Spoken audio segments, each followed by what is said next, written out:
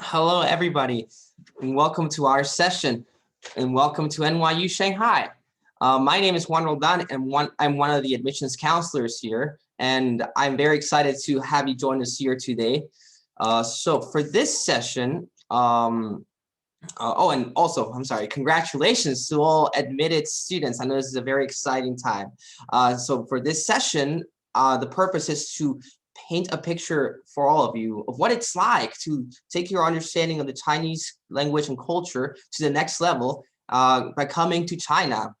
And as someone who works with students studying in China and myself living in Shanghai, experiencing the excitement of living in such a diverse and dynamic city and country, I'm really excited to take you on this journey today, and really have you get an idea of what the student experience is like. So actually, we are joined today by some students who will be sharing their experiences of living at NYU Shanghai.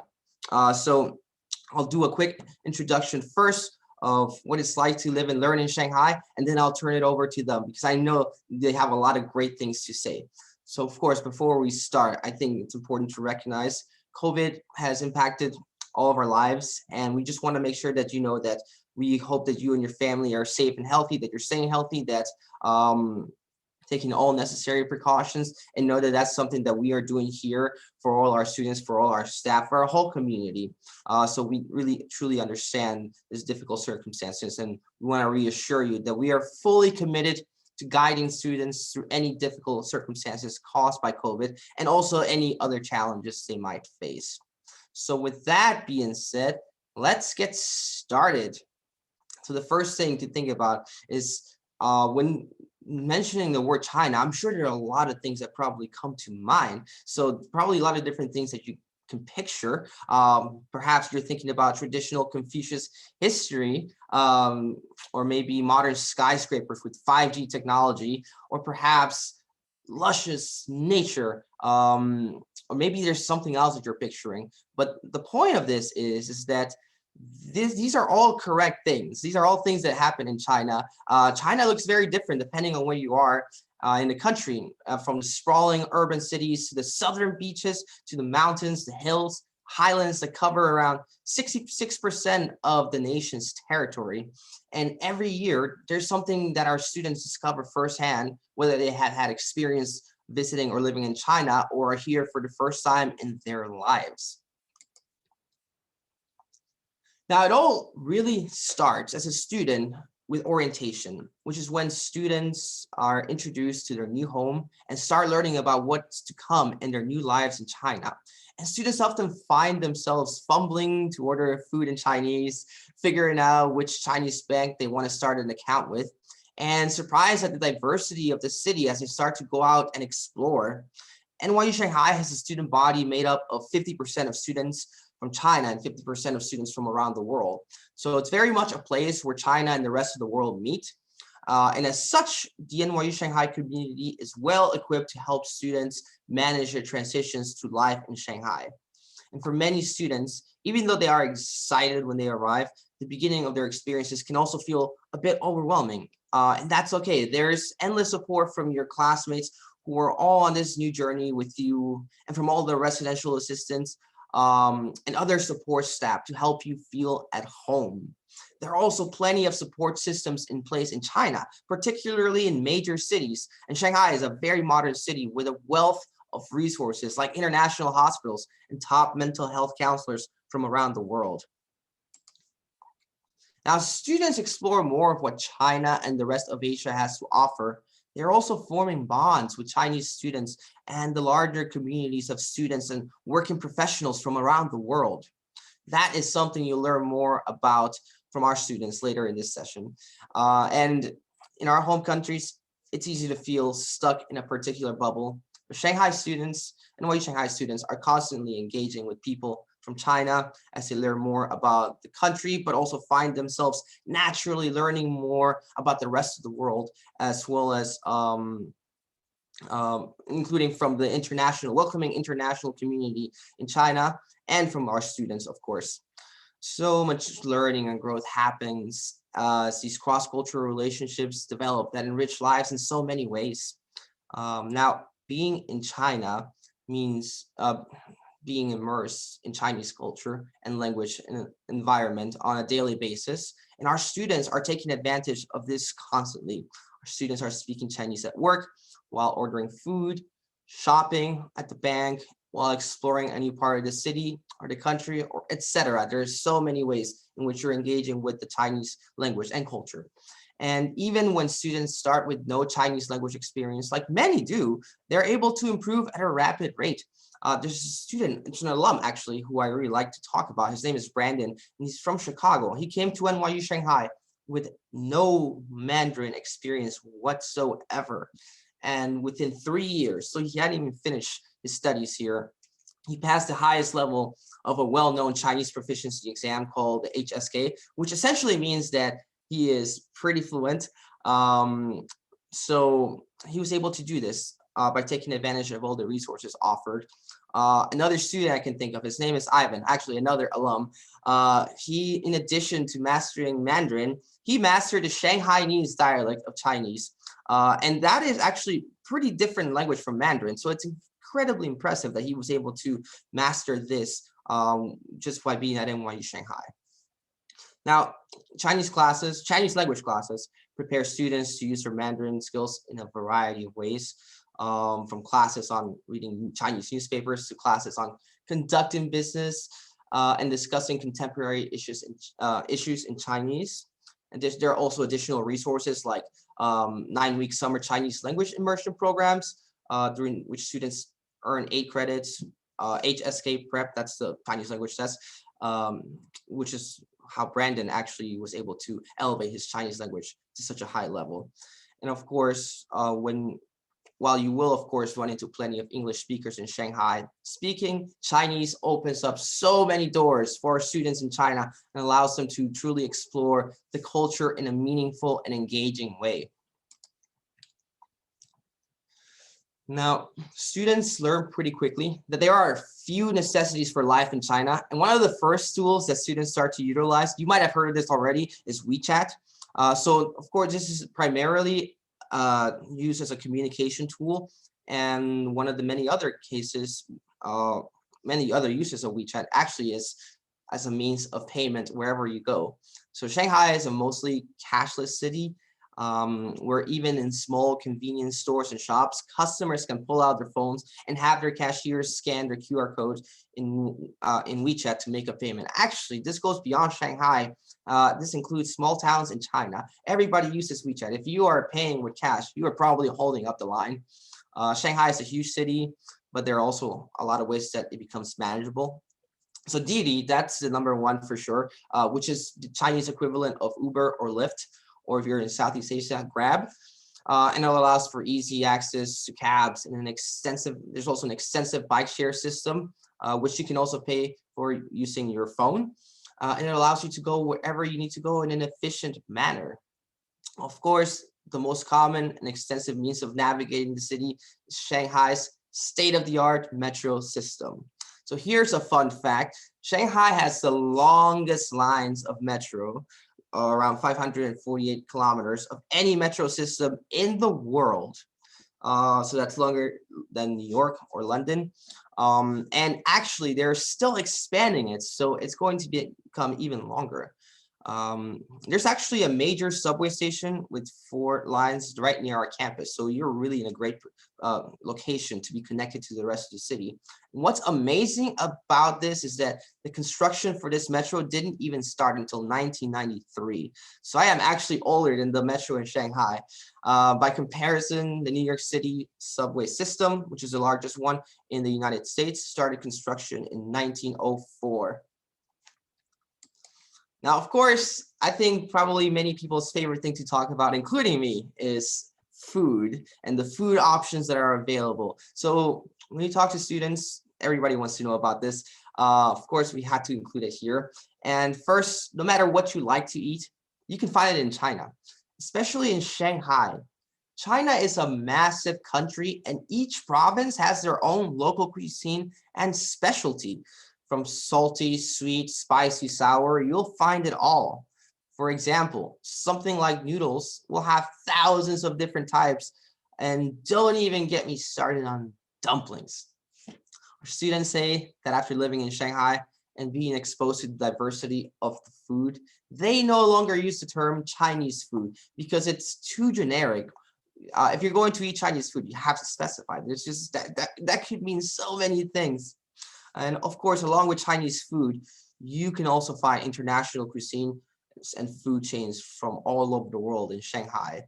Um, of course, we have a picture of Shake Shack here because that's an incredible place to go to no matter where you are in the world, and it is available in Shanghai. Joe's Pizza, London's chain of Costa Coffee. There's Indian food, there's Italian food, there's German food, there's even Colombian food. I am originally from Colombia, so I was very happy to find this out, and it is extremely authentic. And the list just goes on and on. And we even have stores that you might be familiar with, like Costco, which is exactly like the one in the United States, Aldi, IKEA, where you can pick up your favorite home favorites. Now, there are many well-known food chains. Many of the well-known food chains also have special menu items only available in China, like the deep fried dough sticks with egg and congee at KFC, and the red bean green tea frappuccino at Starbucks. And of course, cannot go without mentioning this, bubble tea has made its way around the world, and China has no shortage. There are almost 500,000 stores. In Shanghai, you'll find them everywhere, and students have diligently tested so many shops and have declared their favorites, and I'm sure you're looking forward to doing the same. Now, as students learn, as students learn the ropes and become more familiar with navigating the city, they start to explore a wider range of places.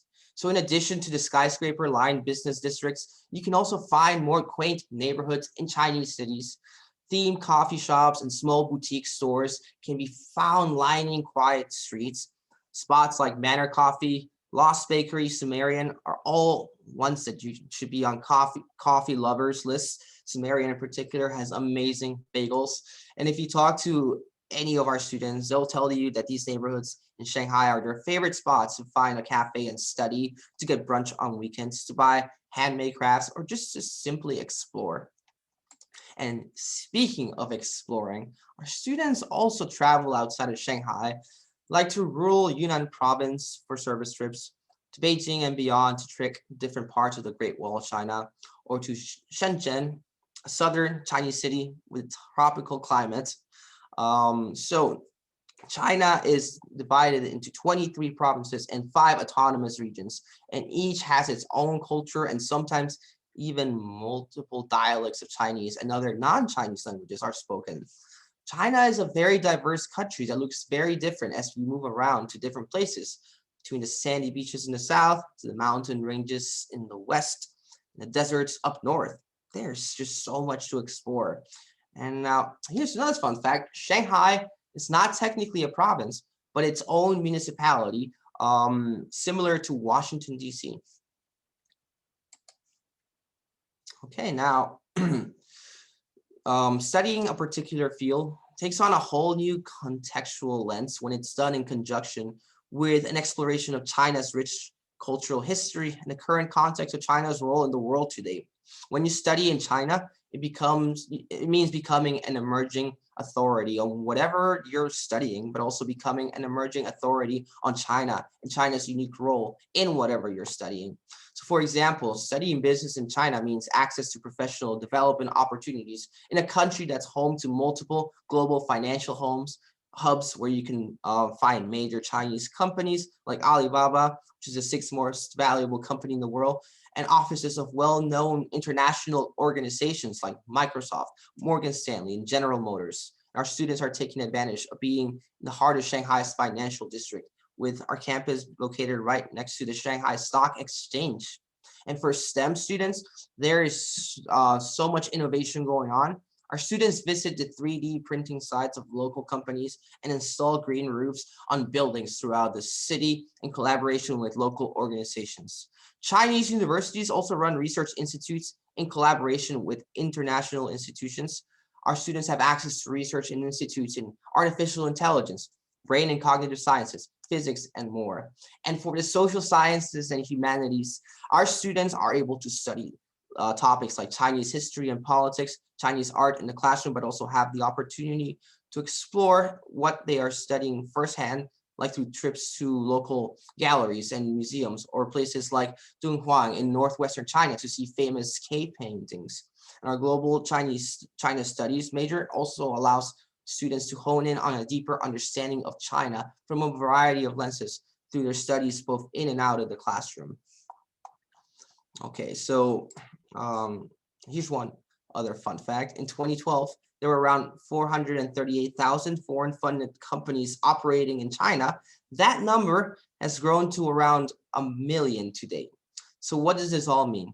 It means that in recent years, China has become more and more of a global hub of increasing opportunity for professional development. And as such, it presents an environment for our students to grow professionally, but also grow as emerging global citizens with connections that extend throughout China and across the world. Students gain better understanding of China and Chinese professional culture, while at the same time gaining a global mindset through working and connecting with people from around the world. There is a unique dynamism of China. Companies are changing and expanding and constantly trying new things. So innovation really is everywhere. So where can this take you in life? That's a big question. Our students have ended up all over the globe, pursuing a diverse range of opportunities. Living and learning in China provides a type of experiences that set you up for success in many ways in the increasingly interconnected world you're graduating into, in which China plays an integral part. Our students have gone on to do a number of exciting things, from receiving full scholarships to continue their studies at the graduate level in China and the US, to investment banking in Mongolia, to working for Amazon in Luxembourg, to starting their own companies in China and beyond. Our students who graduate with a Chinese diploma, which NYU Shanghai awards, in addition to the US diploma, have the ability to work in China right after graduating from college. One alumni in particular, his name is Tyler, actually became the world's first overseas student to obtain a work permit in China upon graduating with a bachelor's degree. Usually it takes 2 years of full-time work experience to be able to work full-time in China. So wherever you end up, I hope that you think about the value of spending an extended period of time in China. I encourage you to push yourself outside of your comfort zone and go beyond the tourist experience. And without further ado, with all that being said, I would like to introduce our amazing student panelists who are going to share all their insights with you. So I'll let them introduce themselves, starting with Taylor. Hi everyone, my name's Taylor. I'm a current senior student from Sydney, Australia. I major in social science with a self-designed track in comparative law, and I also minor in Mandarin. Making the decision to actually attend NYU Shanghai was quite unconventional for me. I visited New York after completing my final high school exams in Australia, and I actually attended an admissions tour in New York City. And I knew that right away that NYU is the place that I really wanted to be. After being selected for the Shanghai campus, I completely trusted the admissions team that this was the place for me, and they were 100% correct, and I honestly couldn't imagine myself anywhere else. Going to NYU Shanghai was actually my first time traveling to China. I spoke no Mandarin at all, and over the last 4 years, I completed my minor at an advanced level 2 proficiency. I've been extensively involved in NYU Shanghai over the last 4 years, primarily through student government and other clubs and societies. And post-graduation, I will be returning back to China and studying at Tsinghua University in Beijing as a Schwarzman Scholar, where I will be undertaking my master's in global affairs with a concentration in law and public policy to further the relationship between Australia and China. And this is in line with my overall goal to become a lawyer in the future. It's really lovely to meet you all. Congratulations. And I really look forward to answering all of your questions today.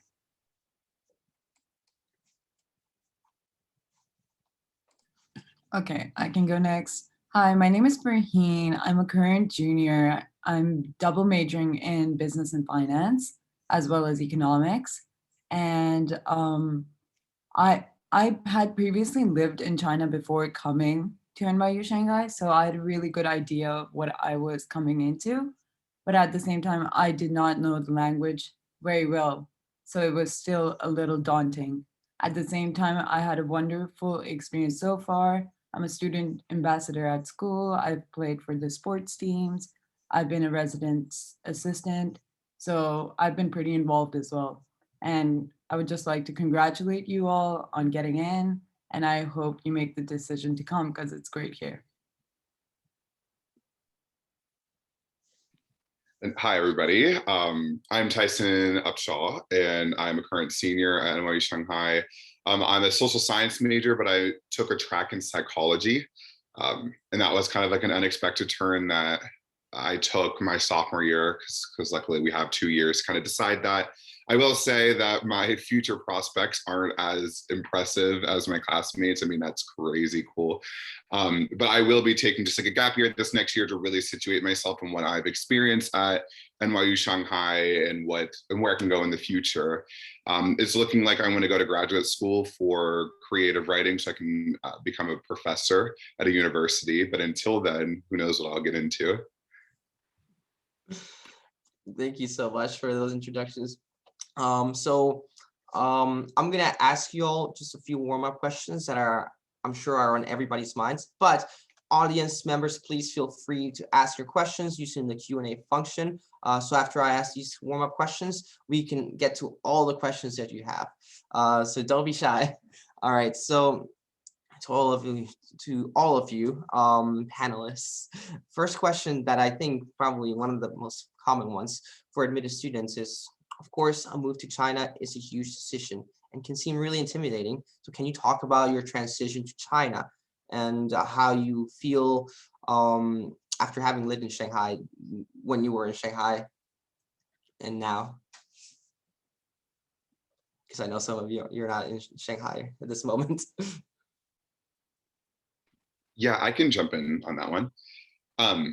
So before coming to NYU Shanghai, I'd never been in China before. So obviously the idea of moving to China was like a daunting thing, especially being from like a smaller town in the United States. Like moving to a big city in and of itself is a kind of a crazy thing to hear, or it's just against the grain. It's not what many people do.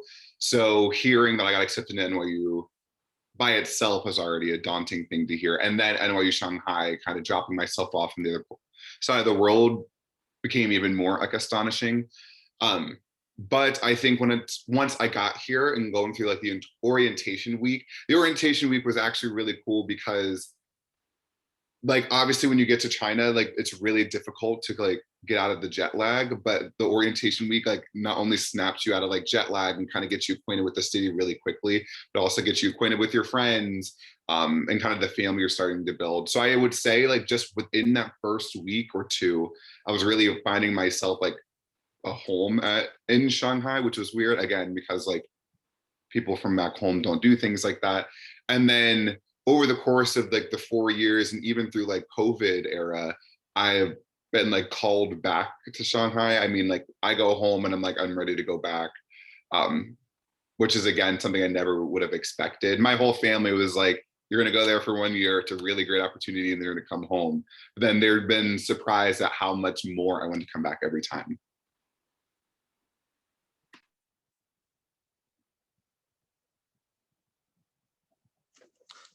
That's great to hear. Would anybody else like to chime in on that? Yeah, I can jump in as well. So really similar to Tyson, it was my first time in China. Hadn't really had any exposure to China beforehand, but I think it's really important to remember that everyone going over is experiencing the same thing. So we're all moving out of our comfort zones and we're all going to a new place to start a new adventure together. And I think that was great in starting to form those bonds with other people, was that you were united by this newness and you were all going through it together. And I think that's really how I actually found my home in Shanghai, was through the development and bonding with other people who were also going through what I was feeling too. That's great. Oh, sorry, Brahim. Yeah, I'll just add to what Tyson and Taylor said, just emphasizing to the point that the school really helps you transition here once you get here. So me, I did not do any research before coming here, which I should have. I see students now, they do a lot of research. I was really just jumping into the fog. So I was really happy how the school dealt with it, as in they help you set up your bank account, they help you transition, set up your SIM card, so many things. Like all of the essentials are like done within the orientation week. Okay, now another question that I think very unique to our position here, our location here. Just wondering about how you have been able to leverage different academic or professional opportunities through Shanghai's unique position as a global hub.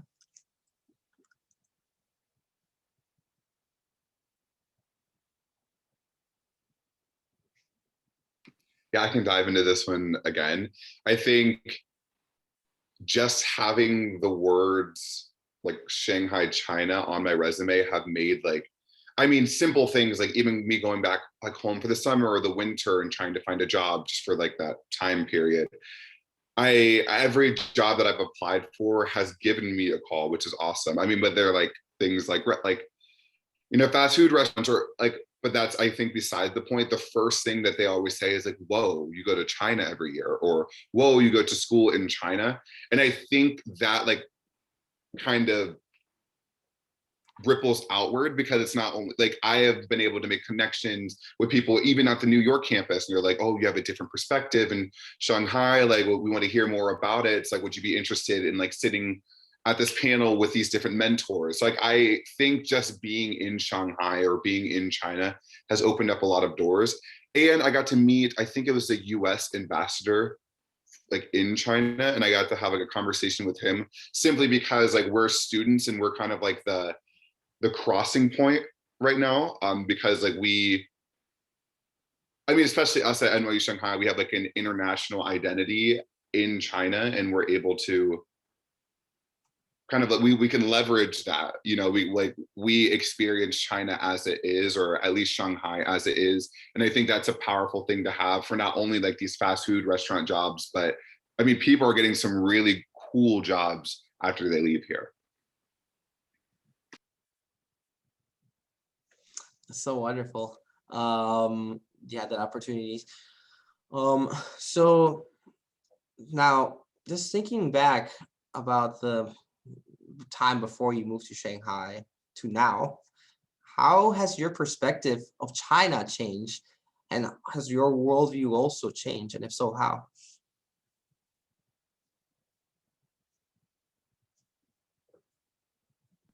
I think before coming to China, I remember sitting in my high school classes, and I think that the image of China that we were given wasn't the most representative. And that was one of the impetus for me to actually go to China, was to really change my perspectives and actually see if what I was being told was correct. So upon coming to China, I was presented with so many different opportunities and the potential to learn about such a rich and diverse culture and history that I never would have got that opportunity to do otherwise. And if I wouldn't have taken up the opportunity and wouldn't have moved forward with going to China, I still would have been really limited in my own worldview.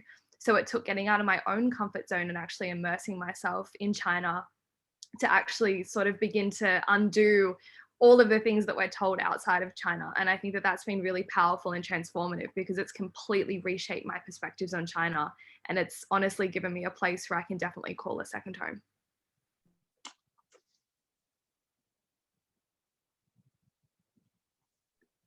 For me, it was just that I had previously lived in a very expat environment in China, where we were surrounded by foreigners, and all my friends were from all over the world, but not Chinese.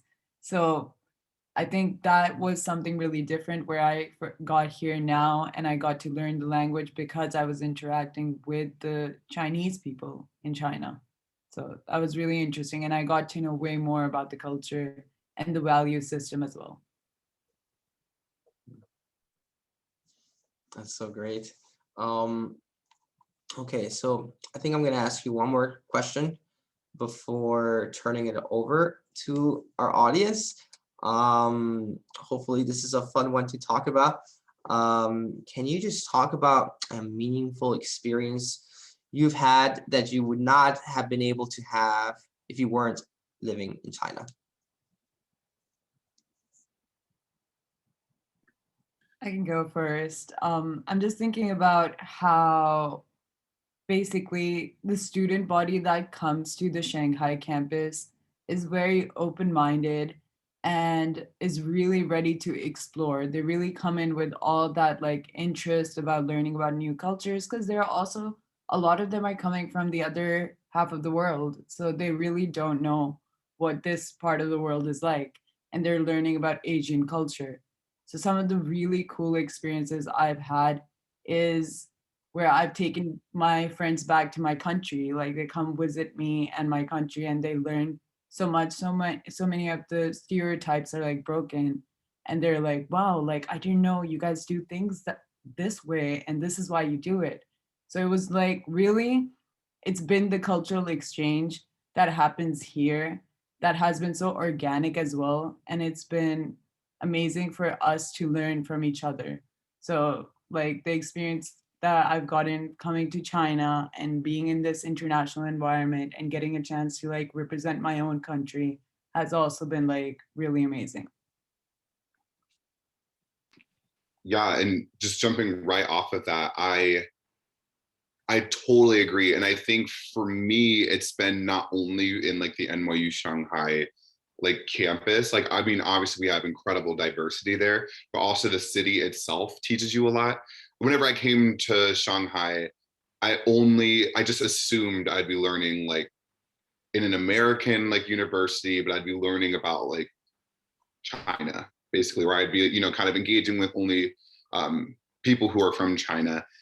And what I've come to find is that I've been able to engage and really dive deep and learn more about my identity than I could in like my own in like my own small city. Here, I think my most meaningful experience was I had met a somebody who was from Nigeria out in the city, and I was like, oh, like it's so cool, like you know, my family, like my like DNA says I'm like Nigerian, like it's cool, like to you know, kind of piece those together. And they're like, yeah, we have this gathering we have every month. You should come to it this month. And again, like in my head, I think I know everything about like being an African American, being Black. And I went to this event and I was just so awestruck and speechless at how much I didn't know. And it also made me fall in love with different aspects of my identity I didn't even know I had. It taught me a lot about myself. And that was like a transformative experience I wasn't expecting to have in China. You know, I was having like a transformative experience falling in love with my Blackness in China, which was like a weird thing for me to do and go home and talk about, but it was something that, you know, I'm really grateful that I had the experience of having that experience. Wow, that's amazing. Okay, so I think at this point we can turn it over to student questions. Just one note, I noticed that there have been a lot of questions about the visa process, just in case it seems like it's on people's minds, just so you know. We will be starting to reach out in mid-May with bi-weekly updates, bi-monthly updates about this. So our student mobility office, they're going to be the ones in charge of helping with the visa process. As you know, with COVID, nothing is certain, but of course the goal is to get everybody here in person, but at this point it's too early to start the visa process. So we will reach out starting mid-May, so just hang tight. This is definitely one of the most important things that we're thinking about. So just wanted to put that out there. So with that being said, let's see, I'm going to turn it over to some student questions. So first question from Brian: do you get to go back home after the fall semester ends? I mean, it really just depends on every student's personal decision to go back or not. But this year, because of COVID, I think almost, I can say majority of the student body has decided to stay back in China for the summer. And we're all trying to find internships here, find work here, and spend the summer here. But yes, often people do go back. In a normal semester, people do go back to their hometowns. Mm-hmm. there actually was another question that just came up that's related to that. So I'll just ask it now. How often were you able to go home for holidays and breaks? And slash, was it therapeutic or were you missing Shanghai?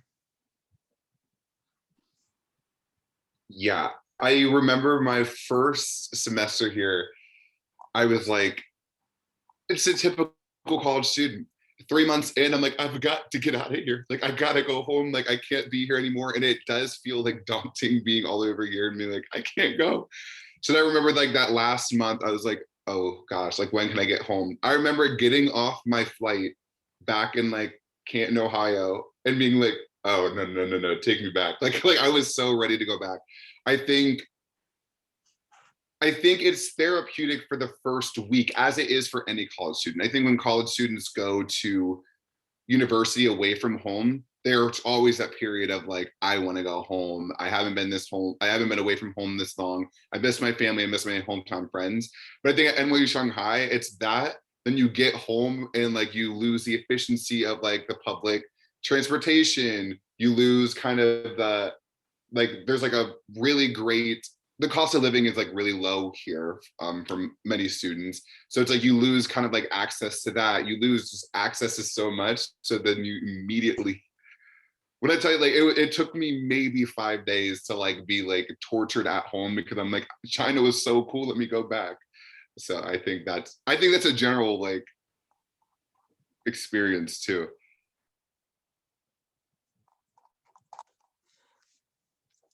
That's I think that's probably something that a lot of people experience when they go back home from China. So this next question from Angela is actually directed to Taylor. How did you become interested in law, and what was that process of creating a self-designed track like? It's a great question. Thanks for the question, Angela. So for me, my interest in the law started when I was actually 8 years old, and I can still remember it. I was sitting with my family and we were watching a documentary on the wrongful convictions of criminals.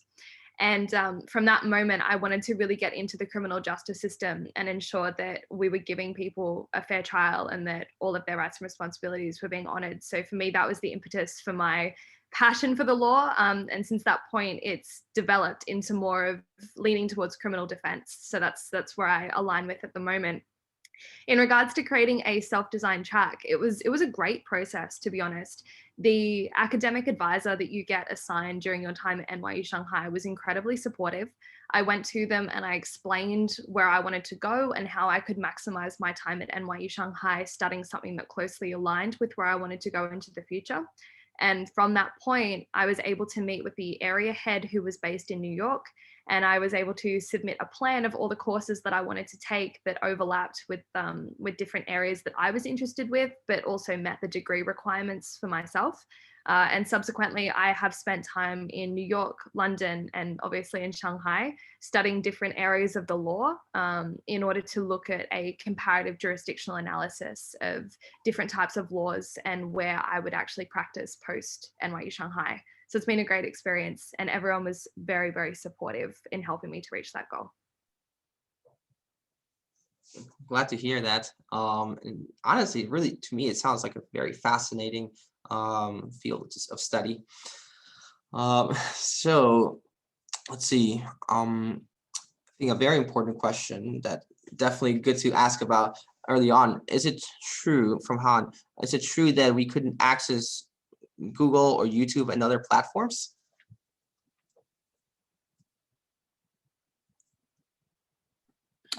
I can just go for this one. The short answer is no.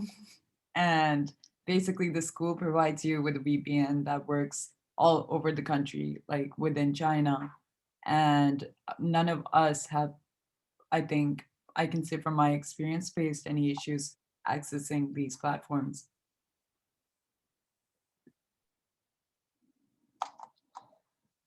And actually, maybe you guys can just, because I think this is part of a bigger question in terms of like academic freedom and things like that.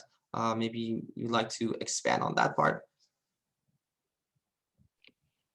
Yeah, sure.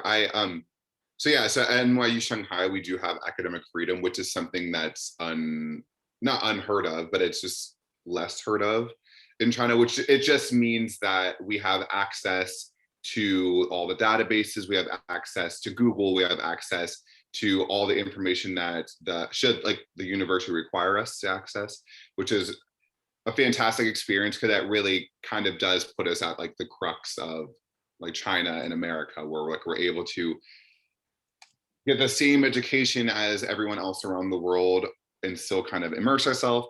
The VPN that we do get, as like Farheen said, is great because while we're on campus or while we're in the dorms, our like devices that we hook up to the internet automatically just have a VPN. So you're able to freely roam the internet from there.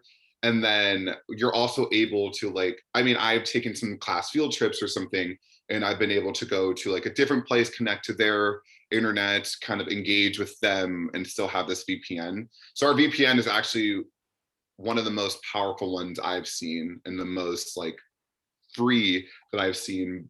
But yeah, we have the access to anything that we would need to have access. And I think in a different important way, we have access to like the social media platforms that we would have at home. We have access to all the communications that we would have at home. So NYU Shanghai is it's especially cool because we do have that like almost unique power, where we get like that unique access. Very well put. Thank you for that. Okay, and so another question for Taylor. Very popular today. What motivated you to choose to study at Tsinghua University for your master's, and are you planning to further your career in China? Thank you for the question. So we have a career development center that is at NYU Shanghai that's fantastic, really supportive of all of our future endeavors. And I remember in my freshman year, I sat and listened to a student who was selected as a Schwartzman Scholar. And essentially the program looks at creating global leaders who are going to be advocates for advancing the relationships between China and their respective home countries. So I had this in the back of my mind as soon as I got into NYU Shanghai. And from that point, once I got to my senior year, it was something that I really never lost sight of. I knew that my time in China just wasn't enough for me to fully understand the foreign and domestic policies that China had and how I could use that to advance Australia-China relationships. So I revisited back to the Schwartzman Scholars Program and looked further into Tsinghua University as well, and found that I would definitely align with being a student there. And subsequently, I decided that I would apply for the program and hope that I made it in, and subsequently did make it into the program. So I'm incredibly excited to be furthering my studies in Beijing, so a different place other than Shanghai. So it'll give me a new perspective. And to answer the second part of that question, yes, I think coming to NYU Shanghai really taught me to keep all of my options open and to have a very broad perspective. So I am definitely not against furthering my career in China. Ultimately, I would really like to begin to advance the relationships between China and Australia. In recent times, they've been quite rocky. And I think having a greater understanding of both nations is going to be more beneficial in the future. So thank you for the question. And just as an addendum to that, it's a huge deal, that scholarship. I have to say that should not go unsaid. I think she's too humble to say it, but it's a huge deal to get that. So congratulations. So, okay, very good question from Sophia. How has learning in Shanghai and being in China positively and negatively affected your growth as a person and a student? I love this question, specifically because you're asking about like the negative part too, which I think is super important. And I think it's super realistic to have a negative. What I think we all need to be aware of is that when you come to China for university, or when you go to university at all, you're giving up some of your comfortability for like uncomfortability. And I think that's like just kind of the gleaming thing. And I don't want to talk in metaphors, but that's kind of what it is. I remember whenever I got in, my mom was like, nope. She's like, you cannot go there because you're going to be missing out on this, like on this American college experience. You're not going to be able to even like think about fraternities. You're not going to be able to have like a campus like this. You're not going to be able to have this. And I just remember having that conversation with like, yes, mom, I'm giving up that. And to me, that was a negative thing because I'd always dreamed of having those. And luckily, I mean, those things might be coming here soon, which is nice. We have like a quad coming up in our new campus, but we didn't have that. So I think the negative things were like this college experience that we're always told about, like the college experience that we're super excited about in high school.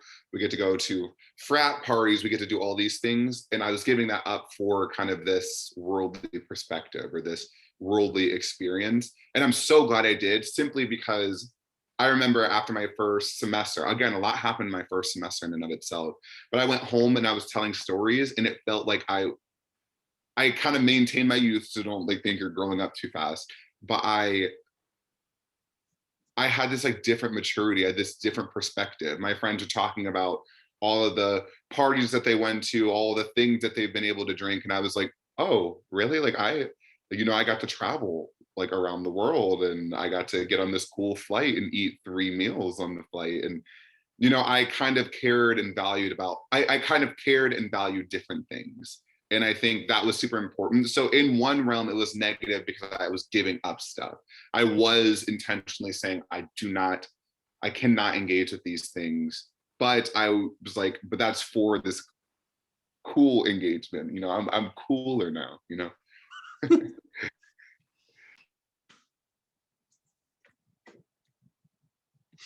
Anyone else like to share? I can go as well. I think when I was coming here, a lot of people tried to stop me, and they basically, from Pakistan, it's easier to go to the UK or the US to have that typical college experience that everybody talks about. But I wanted to do something different for myself, is why I chose this track. And coming here, I don't think, besides my parents, I don't think I saw a lot of encouragement from the people around me. And they said your life would be a lot easier if you went anywhere else. And that's probably not wrong. My life would have been easier if I went to maybe London. I studied away there for a bit, and I realized that it would have been easier if I went there because just the experience is very similar to what everybody else is having. There are a lot of Pakistanis there. I'm the only Pakistani hijabi girl in this school. There are only a few of us who are here. And I think that just makes me more of an ambassador of who I am. And I've grown so much from that experience rather than, having it easy, just blending with the crowd and just doing what everybody's been doing for so many centuries. I think trekking your own path is so important, and it can really shape your identity along the way. So yeah. Wow, such good answers. Okay. I think this next question kind of ties into what you've just discussed so far. From Joe, what's their values and beliefs from your home country you had to let go in order to fully immerse yourself in Shanghai culture?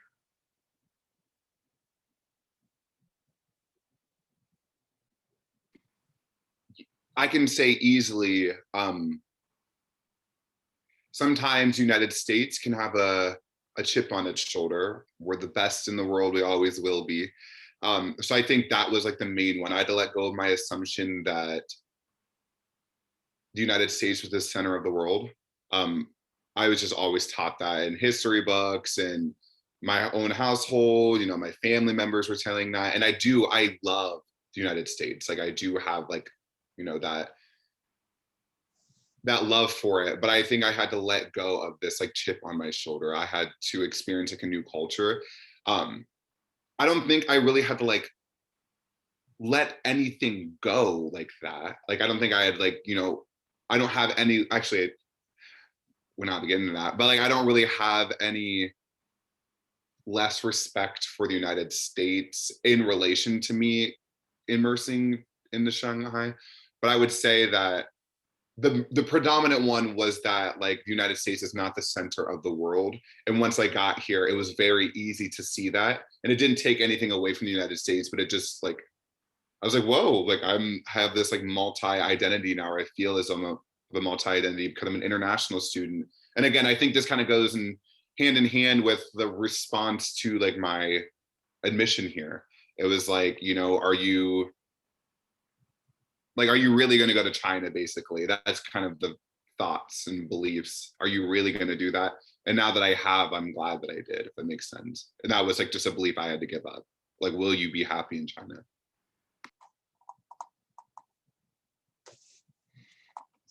Thank you for that. I can definitely relate as a fellow American, but also citizen of the world. Now, another question, is it compulsory to live with a roommate for all 4 years? Maybe you also could share your experiences with roommates. So I can start with this one. It is not compulsory to live with a roommate for all 4 years. But the first 2 years, for the first 1 year, an international student and a Chinese student will be paired together, and you will live together in the same dorm room. And a lot of people are apprehensive about this at first, but it was honestly the best experience that I can take away from my residential life at NYU Shanghai. My Chinese roommate and I are best friends. We still talk every day. We've kept up to date with each other. We supported each other through NYU Shanghai. She was great in helping me with my Mandarin when I could barely string a sentence together. It was just a really rewarding experience to actually come home and be able to talk to somebody from a different cultural background and really learn and understand more about the place that I was in. Once you have completed that, you don't have to then room with that same person, or, you know, in your senior years, you're able to live off campus. But my roommate and I roomed together for our second year, and then we would have roomed together for our senior year. But I wasn't able to make it back. The only exception to that was when we did study away, and that was 2 different places that we went to. But if we were in the same location, we would have stayed together because we had such a great experience together. So it's fantastic. Thank you for that. Now, follow-up question from Sophia. How did you all, just to follow up, how did you all step out of your comfort zone, immerse yourself in your new environment and culture while connecting with people like you at Shanghai? Was there anything surprising or something that caught you off guard?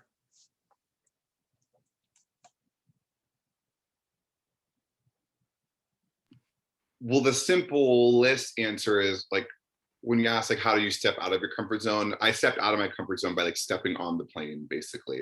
I knew from that second, like once I got on the plane, I was out of my comfort zone because I was going so far away from home. I was already kind of going against the current. I wasn't having the typical college experience, but it was weird because I didn't feel anxious really. It was like, I made this decision and I trust that decision. And if I do not like it, I always have an option. There's always an option. So that's kind of like how I entered thinking. And I think after getting here, again, everything was uncomfortable for the first few days, for the first week at least. Just because like it was almost that like step back. It was like, oh my gosh, like, you know, you trusted yourself and now it feels weird here, but it's just a typical, again, a college experience. I think something that students at NYU Shanghai think a lot is that we are getting a different college experience, and we are, but we also have to remember that a lot of our experiences also aligned with typical college students. So like our move-in, we're all anxious about move-in. We are all anxious about the roommate. We're all anxious about that. And I think it feels different going so far away from home. But I would say like, the simplest way to lean into the discomfort and become more comfortable is to like lean hard into it. It's like, you know, come here and try Chinese food, come here and try speaking Chinese, like try kind of learning it. I think that's the easiest way, because if you resist the culture you're going into, then that makes it a lot harder to get comfortable. Thank you for that. Very well put. Okay, we're running low on time, so let's see. Hopefully, we can answer these questions. But I'm gonna ask you Kyra's question. What is the social environment outside of campus like? What is downtown Shanghai like? How was the experience?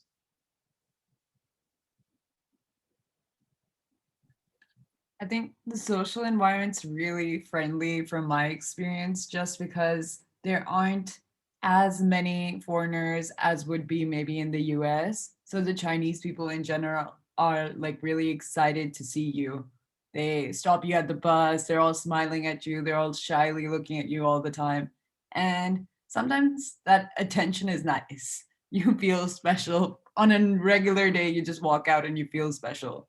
But at the same time, I think downtown Shanghai is really amazing. It's really exciting. I'm in my third year now, and I'm still feeling like I'm a freshman here. Every day I go out, I have these like spontaneous meetups with like people from all over the world. At a cafe, I met some woman from Xinjiang, and she like said hi to me in my language, and I was like, whoa, like I was blown away. Like, how do you know how to do that? Like, and I've had so many experiences like this, and they just keep on coming. So I always feel like fresh and exciting to be like in Shanghai.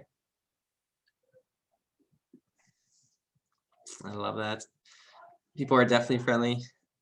I definitely have felt that myself, like you said. Okay, so um, okay, I think one more question. So from Shavarsh, sorry if I mispronounced your name. Strange question. What we have to do right after we arrive to Shanghai? Do we have to go to the dorms, or we have to go somewhere and pass a quarantine? And if it is not obvious this year, how was it in other years? I think it's probably not too obvious this year, since we don't know exactly what it will look like whether we'll even need to quarantine students or not, or any questions about vaccines, things like that.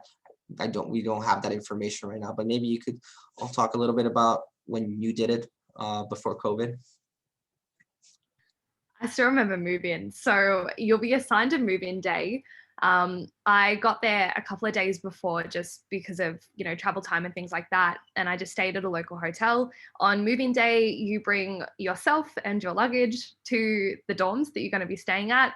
You will have orientation ambassadors, administration. There will be so many people there who are really eager to help. You move into the dorm. You meet a lot of people. You get to meet your roommate in person.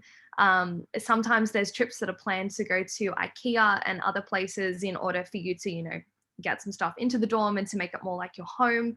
But it's honestly fantastic. There's so much energy around, like positive energy. You meet so many people, everyone's willing to help you. And then you pretty much move in to your life in Shanghai. Hopefully it'll look like something like that this year. We're definitely hoping for that. And in the future, I'm sure it'll be something like that. Okay, so we're just about out of time. But I think before we finish up, maybe you could all leave us with a final just wrap up. Maybe you could share one piece of advice to our students who are making their college decision right now.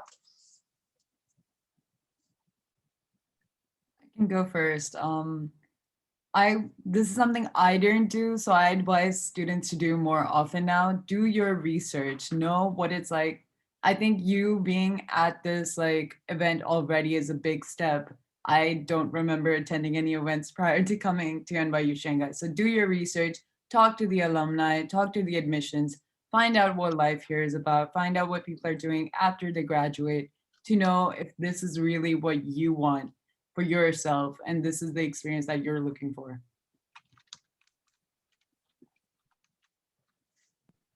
For me, I'd say definitely just bring an open mind. Remember that you are coming to a new place, different culture, different history, different surroundings. If you bring an open mind and a positive attitude, you will 100% be matched with that. And it'll be the best possible experience that you can have.